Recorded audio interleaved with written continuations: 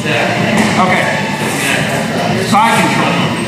Going over basic control, making sure that you can maintain the position. But if you can't maintain the position, you're sure not going to advance and you're not going to make any effective attacks. And we're also going to cover defense. Basically, how to keep yourself out of trouble when you're in side control.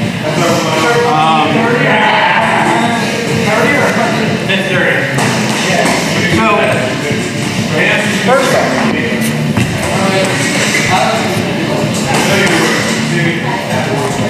alright, when I'm getting side control, what I want to do is I want to be controlling these arms, I want to be controlling, well basically from about here to here, I want to control all of it. This is from his hips all the way up to here. In order to do that, I'm going to have his arm up here. I want to make sure to maintain control of this elbow. I've got an underhook on the far side. I've got my knees in tight. One knee is here at his hip. The other knee is up at his head. Ideally. Then I've got my hips down low, as low as I can get them. I've got a gable grip here, and I'm rolling my shoulder into his head.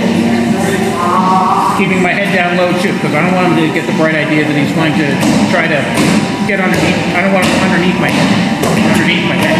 Whether I don't get people on the really flexible, I'll try to do that kind of thing, right? So when you're here and you're maintaining control, you want to keep your head down, keep your hips down even lower, drive your shoulder in. The reason we do this is that it's a lot harder for him to shrimp out. If I leave him here like this and he shrimps, right, it's pretty straightforward to shrimp. He can get his body to the side. If I have his head like this, now he shrimps. He's going to crank his own head off in order to shrimp out. So when you're trying to maintain control, be aggressive with that shoulder. So I've got my arm all the way in underneath his head, gable grip. I've got my knees nice and tight. Controlling his arms. Keeping nice and tight here. I'm also trying to pinch his body between my knee and my elbow. So it's going to be, once I get here like this, if I don't want him to go, he needs to be able to get out, or it's extremely hard, right? So go ahead and do that.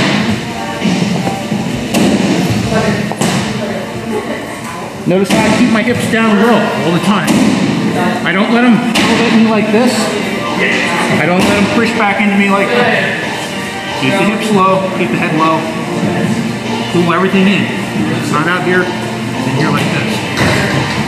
Let's do just that and then we'll continue, alright? I want you to be able to hold this position for 3 seconds so that no matter what your partner is doing, no matter how they're trying to push on you, I don't want them getting up for 3 seconds. So get the position, say go, let them try to get out. Okay, next thing.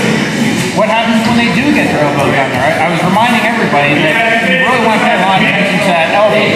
You know, so when you're here, instead of being down here like this, be up here like this. The more you can control that elbow, the more you're going to control it. Right? In order for them to escape, you really want that elbow in there underneath your hip. So if you can control that, that shuts down a lot of their avenues to get out. Here you go. What happens when they do get their elbow down? So we're here, he dropped his elbow down, or maybe I got the side control and I was right here. This hand that's underhooking the head, take it out from underneath the head, maintain control this far around. You don't want to just let things go. You need to still maintain control. So grab onto the shoulder, nice and tight. Take your hand, back of your hand, along the mat, to the front of your elbow.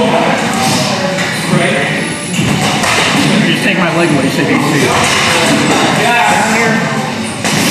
I want you to cup just above the elbow, like right on the tricep. Once you have that, you're going to use your body to pull that out. This is not a thing where we just say, oh, we're just going to pull it up like this. Against somebody strong, that's not going to work. They're going to be able to maintain position. What you're doing is you're locking this into your body. Nice and tight. You're going to basically do a hip so from here. Now we're in a perfect scarf hold position. I've got control of this far shoulder here. I'm maintaining control of his elbow. From here.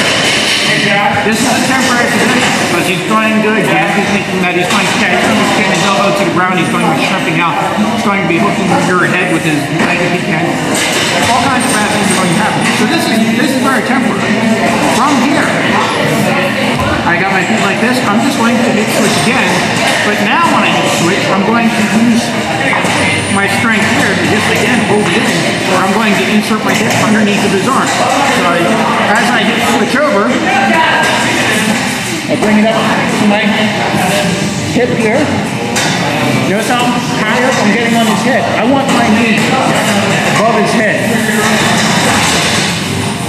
Then I'll come back here. At this point, you have the option of either switching to a farther controller on the other side, or switching back to a conventional side control. Now what's nice about this is he just has his elbow underneath. You're taking his elbow underneath there and turning this into an even tighter control when you're done. This is what it looks like more real time. So we're here, his elbow drops in, I grab onto it, right? This is all farther I need to get. Here, I can evaluate what my options are. If he's got his arm underneath my neck, then I may want to switch to getting underneath here. But no matter what, his arm, because I went from here all the way up and around. Watch what his body does. So here I'm facing straight on into everybody here. He drops his elbow.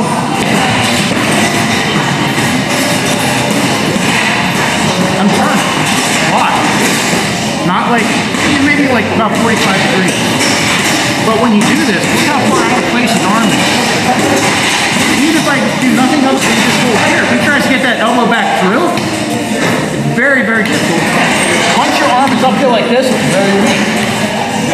So when you drive that upper posture like that, it's going to help you maintain that side control, continue your attack, continue your transition, and you're also controlling the shoulders a lot better. So just treat it as a momentary switch. You're here, you drop the elbow down,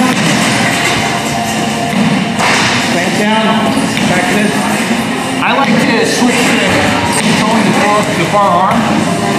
Either control the far arm or go back and underhooking the neck.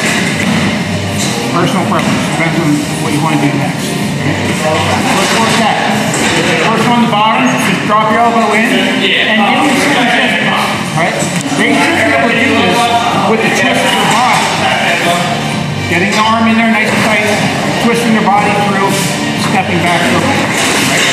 So give them a decent amount of resistance to force them to use their body. Right? Yeah.